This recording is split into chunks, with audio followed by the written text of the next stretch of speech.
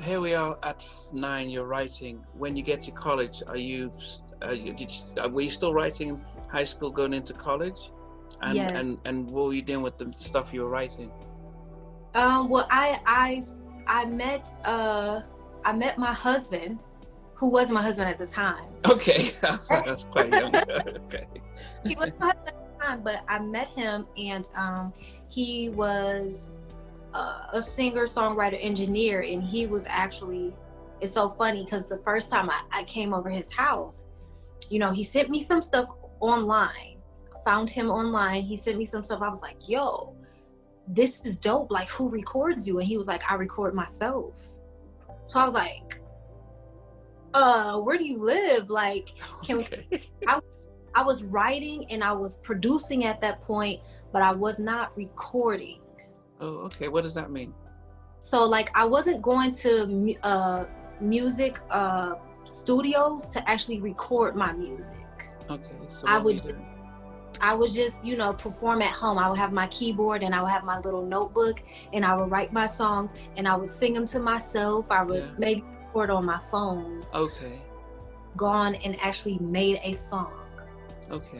So he was that point for me. So I went to go meet him, and when I met him, he was on FaceTime with Christina Milian. Okay. And I was like, who is this dude? And he got off the phone and we spoke or whatever. And he was like, yeah, I really do this for real. So if you're going to come in, you got to be serious. And I was like, I'm ready.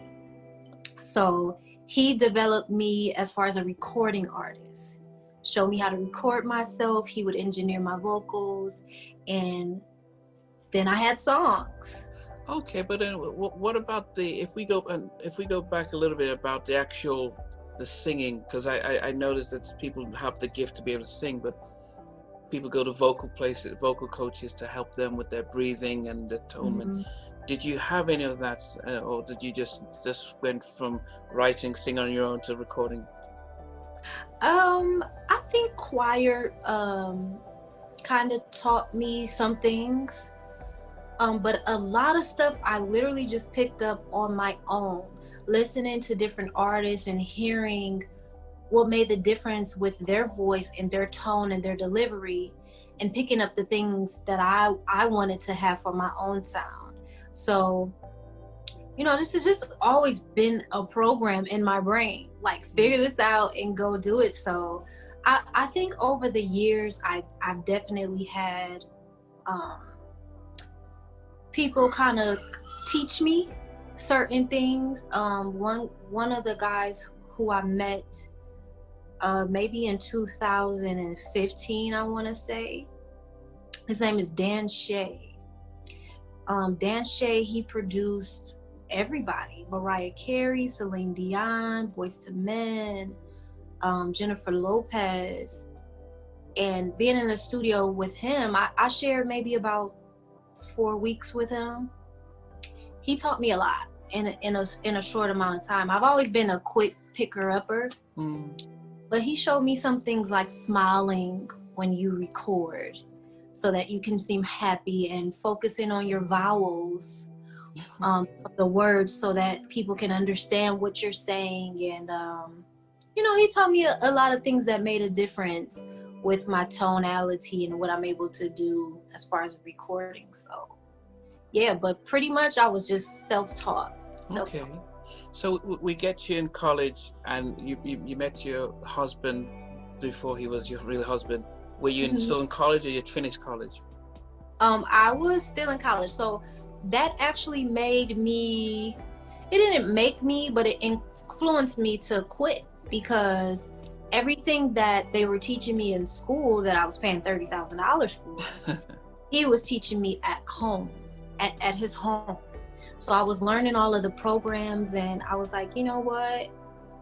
I need to fully focus and put everything into learning right here. I felt like I found my tribe, I found my team, and so that's what I did. I quit school. Okay. So what did you go for? What were you studying? I was studying recording arts and technology. Okay. Mm-hmm. And so you call your parents and say, I'm quitting college to get self-taught by this guy who I met online, and they said, "Go, go, go, go, girl." What was that like? Oh, they did not say go, go, go. What was that there?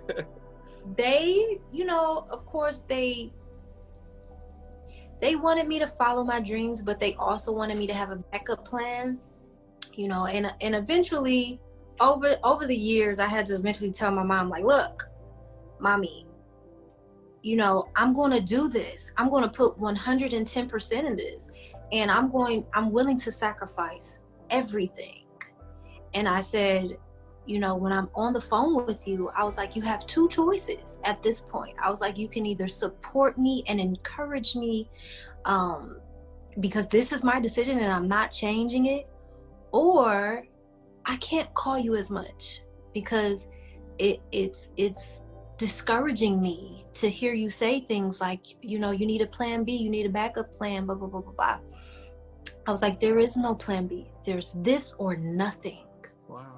And, from then on, my mom was fully 100% supportive. But I was glad that I was brave enough to have that talk with her, because yeah.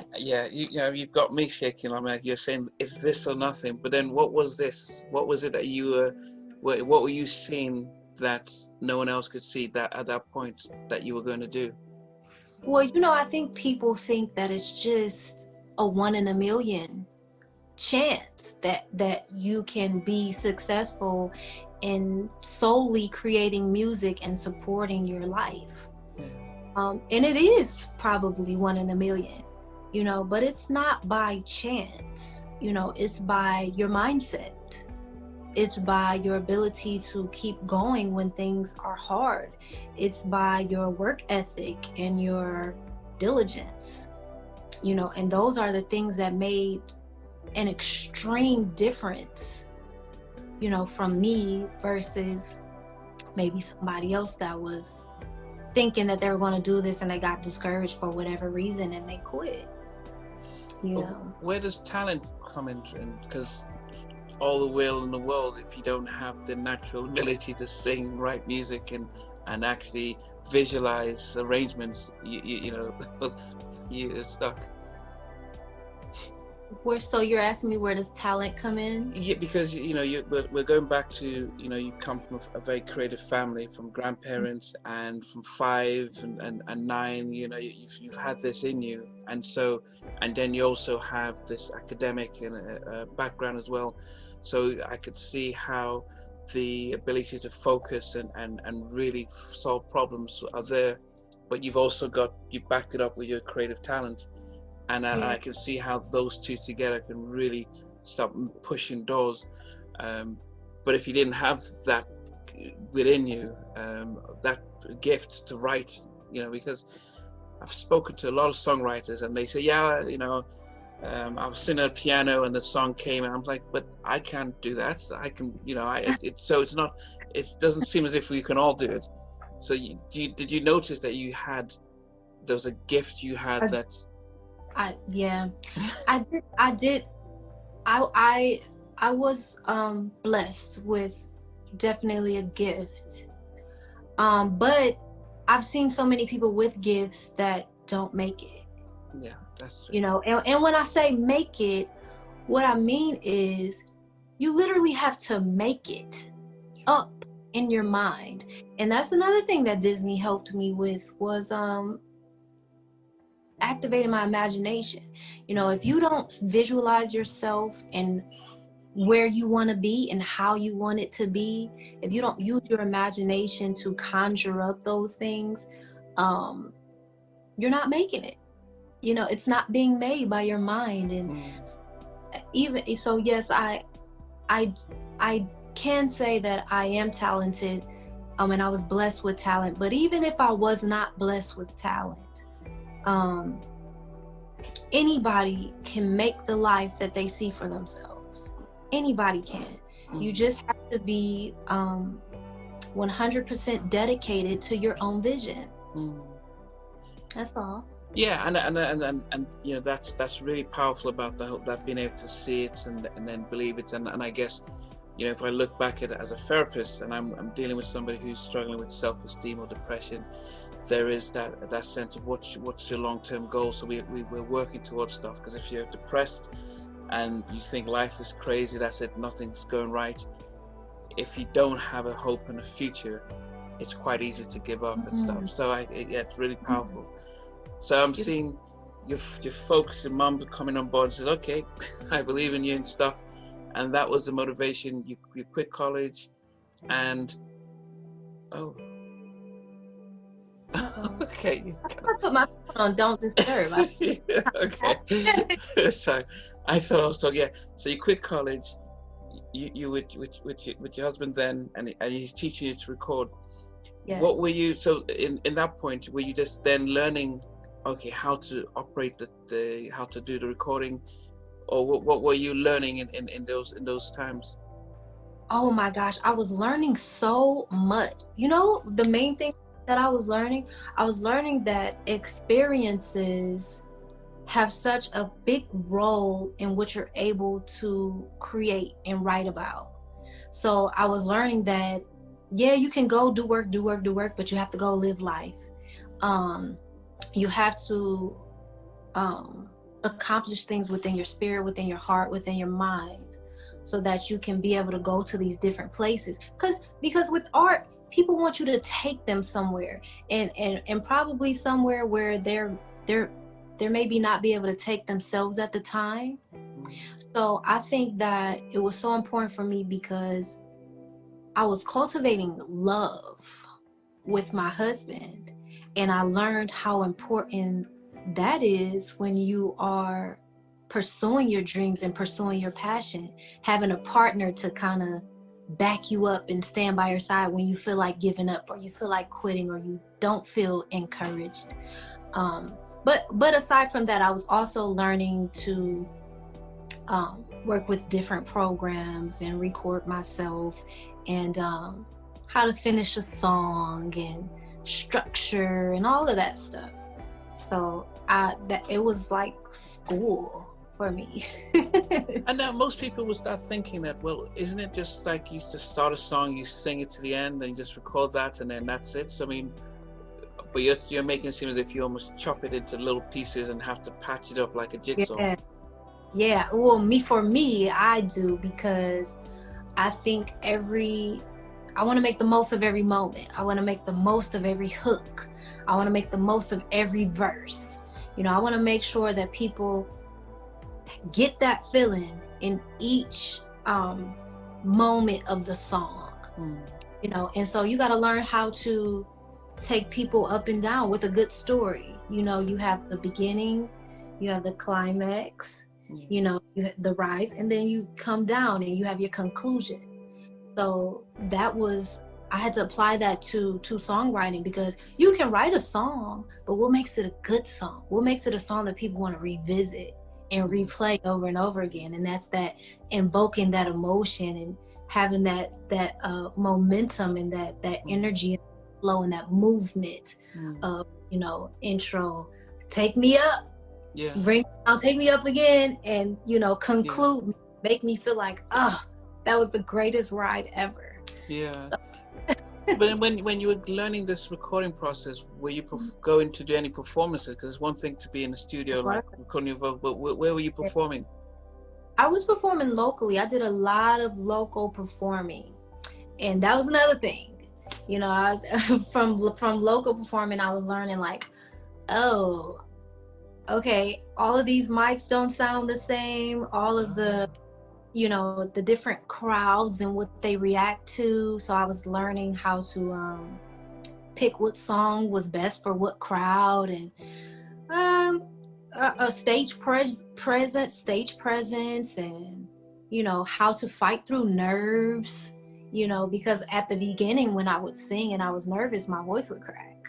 Okay. So I had to learn how to get through that. And yeah, but you said learn. Who was taking you through this? Because so you've quit school and you were learning recording. Where was your first gig? What happened? How was that?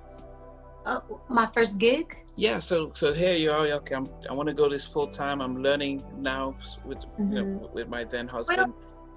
I was going to say that I performed as a child. So because of my grandmother being so influential with African dance, we were on the news. We had to perform.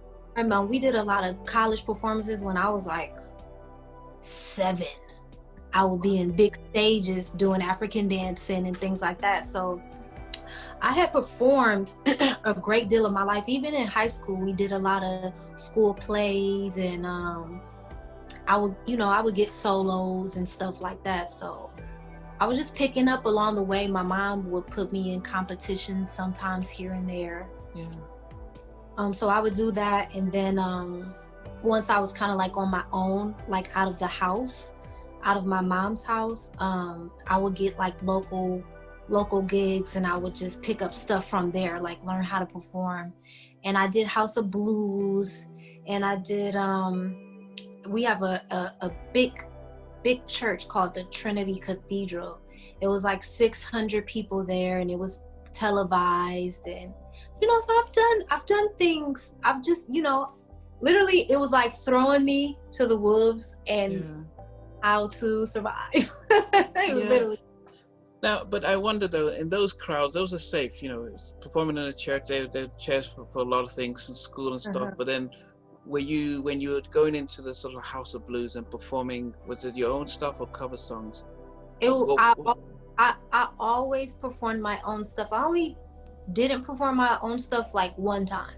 So I've always, because that's very important to me, like my writing and me putting, like, I just love presenting my creations, because that's the music that I feel the most. So I was always performing original music. And that's funny that you bring up the safe crowd, because I don't think I ever felt that. I don't think I ever felt in danger. I was always so present with what I was performing that I don't, I mean, I was aware beforehand, like, okay, this is this type of audience and they like this type of music, but I never really thought about, oh, this is a church. Because even though it was a church, the people weren't church people. Okay. Like church congregation.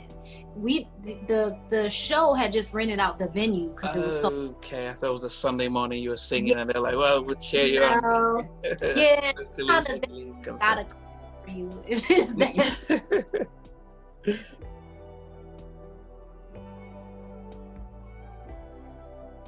My look and the tone of my voice is so interesting to people. I think that's just what gets them involved in the performance if they don't know me already. Yeah.